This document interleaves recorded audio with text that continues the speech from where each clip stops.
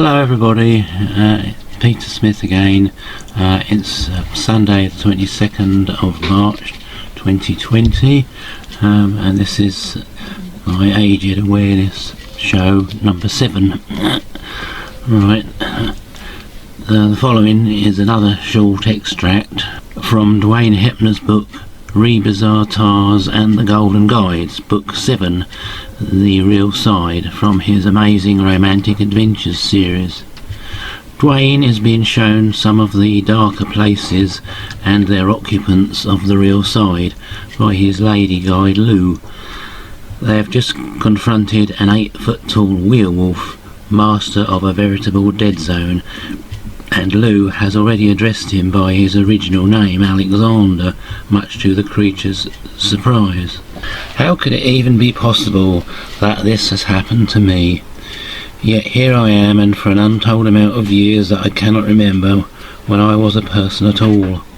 I have dreams and visions of so many things, yet I cannot touch any of them.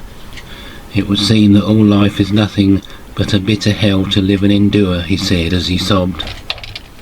From the darkness of the lower levels of life, yes, it would seem so, Alexander, but from where we come from there is no darkness, and all life shines real and true. Let me show you, said Lou, as she raised her hand and made the boo appear as a large screen upon one of the castle walls. The scene opened to where Alexander saw himself as he once was, a fine-looking man in a well-groomed society. During that time he had accomplished a lot, and was the owner of a huge transportation company that traded with many countries, and so he was very well known around the world. Because of his position, wealth and place in life, the dark brats took a real interest in him.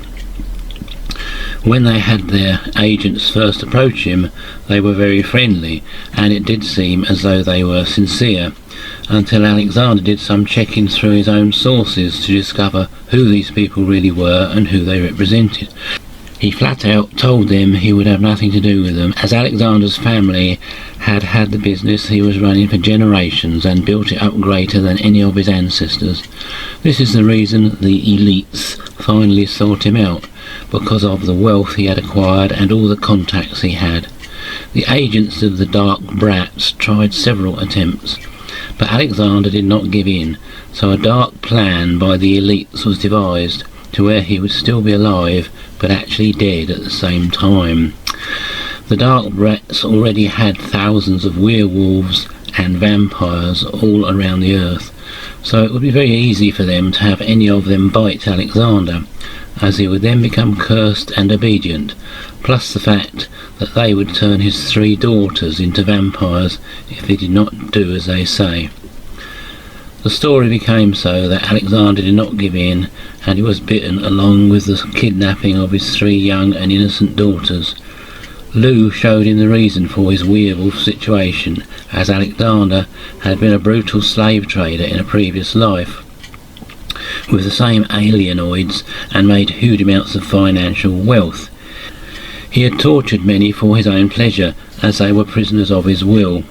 Now the same alienoids, who kept their memory of all their existence here, knew who Alexander was, as he came into a new life unaware of where he had been with the elites from his past.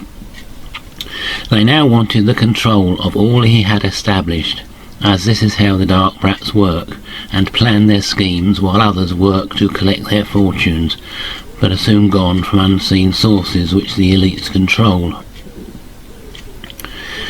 Now you better understand what has cast your fate, as you are not alone, not at all, because there are millions like you here who are employed by the same alienoids, as each person had established their worth on the earth and other rock worlds. You have free will, and at any given moment you can change your course and be a real captain instead of a bleeding heart slave to the shadowy bunch. A real life is so much greater than you can ever imagine, but you must decide to set your imagination into an unknown area and test yourself to see what you can do and accomplish, otherwise all you will ever have is this place of doom. You must decide your courage level and go for it, or stay as a bug in the darkness. This is always the test of the lost soul who has been tortured with the ideas of a salvation from someone in the past, who will be coming again to fix your life as you sit and wait and read premeditated documents devised from traitors. The real guides of the all-ears are beyond the saviours and saints of material embodiments, and they are always now. Time, as you have been taught and know it, is but an illusion of slavery devised by the alienoids and their make-believe gods of men. I can see that I cannot convince you of anything, as this is not how the true reality is, for it is only what it is, and each one of us must grasp its reality, or wander in the fabrications of the lower senses, said Lou. I could plainly see that Alexander did not realise and recognise some of what Lou showed him and told him, but he was so far down the scale of life that it would take a huge focus for him to get through all the karmic endeavours he had created over many lifetimes. You can start your real journey in this very moment, Alexander, but you will be facing unbelievable odds for the longest of times. We will assist you, but you must also assist others like you, said Lou. I don't know. All I see is myself as this monster and nothing else. As I look out over this place of horror, all I see is others like me who are living this same nightmare, he said as he hung his head. You and everyone else in life has an imagination, and it has been filled with far too many images that have confused you. You've been taught that you are only a human or a creature, and now have become a werewolf, a person of some world, in the realms of deep dark space, but this is so untrue. You are a being of light, but only you can unravel the hiddenness of this real truth. There are so many other dimensions right here that you are not seeing. As you have a programmed mind, you are always looking to for answers, which from it real truth will never exist. You will always have your own truths, but they are merely fabrications, like that of anything on the round worlds, and what the dictators have ployed the masses into believing. It is true that it will take you a long time to evolve to even what you once were, but as long as you do not try, then you have already decided not to evolve, but to sink deeper in this mire of a holocaust. All reality is now. This is real and true. So it is always up to you what your life will become. You, like endless others, have been brainwashed into thinking that you need to look to some form of authority, such as those who have seized some sort of power, or the deities that people pray to and worship. Here again is a huge fallacy, contrived by those who are not willing to work for their share, but to use others to harvest what they want, which is always more than they deserve, said Lou.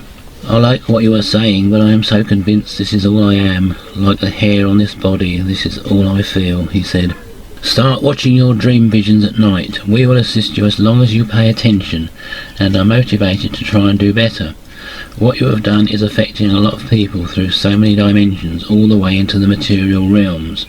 You have a strong tie to the alienoids who rule many of the rock worlds, and it will take great courage on your part to break free.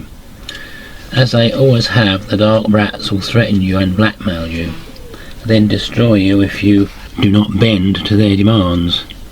The governments of many of the material planets have succumbed to the self-destructive nature of tyrants who will stop at nothing to seize all they can, including the minds and hearts of everyone. The real happiness people are seeking is not with their material embodiments, but from a great and pure perception unlike any human has ever known or read about. The pure reality, the all is far too vast and hidden for anyone in the material senses to imagine it does exist. Here is a reality so wonderful, and there is no worship or petitioning, but a real position that only you can choose for yourself, as you have the right to do so, said Lou. End of quotation. Since early in this life I've been fascinated by the unknown, and one particular facet of this is an undying interest in cryptozoology, the study of as yet unclassified animals. It has to be said, mainly manifested itself in the hunt for lake monsters, and finding out all I can about these and their elusive cousin, the so-called great sea serpent. I am perhaps unlikely to ever see alive or come to that dead specimen of the latter in this lifetime, and am trying to convince myself that as I am satisfied they exist, it would be greedy of me to expect to see one, as the real universe has generously granted me an irrefutable close-up view in 1977 of the long neck and head of one of their landlocked cousins in Loch Ness. It is a question of severing tap lines to avoid being pulled back to this world, as if by cords, as the Buddhists put it. In so saying, I am not advocating adherence to an earthly religion, but I do consider Buddhism more a way of life than a religion as such. Certainly it has much of use to help us on our battle to shake off the shackles of this physical universe. But that is all. As regards werewolves, I have to say I until recently considered them, along with vampires, apart from the very physical South American bats, a thing of folklore and Hollywood, despite the brave efforts of Lon Chaney and Bela Lugosi to convince us otherwise. However, this was before coming across Duane's fascinating books. The next port of call of Duane and Lou in the passage just quoted concerns a visit to a vampire's castle. This, along with Kevin and Gwen's ardent expeditions to Cannok Chase on the hunt for werewolves, has convinced me it is a whole area I have overlooked, and if I ever find the time to perhaps study in any depth. The big question often posed with regard to unexplained animals is whether they are actually flesh and blood, or in fact not really of this earth, but occasional visitors, much like ghosts, a subject I tentatively touched on in an earlier essay in this series. As regards my one and only, albeit spectacular sighting, the one at Loch Ness, I have always been of the opinion it was a flesh and blood creature. It looked like an animal, and it behaved like an animal, ergo it probably was an animal. Others, including the then curator of fishes at the British Natural History Museum, agreed when having seen Gwen's film of it. Unfortunately, many know-all self-appointed experts who were conspicuous by their absence on the day thought otherwise and have done everything they can to undermine it. Well, that's their loss. For my part, I am truly grateful to the real universe for sharing one of its greatest earthly secrets with Gwen and me, and on other occasions with a small truth-seeking and largely vilified number of others. Having just read a small but absorbing book about Cannok Chase, I am greatly enthused to accompany Kevin and Gwen's next expedition there, perhaps when the weather improves, after the string of storms we've had recently here, and the almost unbelievable floods resulting in various parts of the UK. It really seems that the dark powers that be are stoking things up for the coming showdown with the human race, what with the horrendous so-called natural disasters and the coronavirus, itself so obviously being a cover-up for the immune system destroying abomination known as 5G. Cannok Chase appears to be one of the, if not the, most heavily so-called paranormal places in the UK. Apart from werewolves, there have been numerous sightings reported of UFOs, big cats, phantom children, giant snakes and spiders, and weird hybrid creatures like the pigman. It is a large, mysterious, partly wooded area in Staffordshire, England, and has a somewhat bleak history, including several notorious murder cases in the area.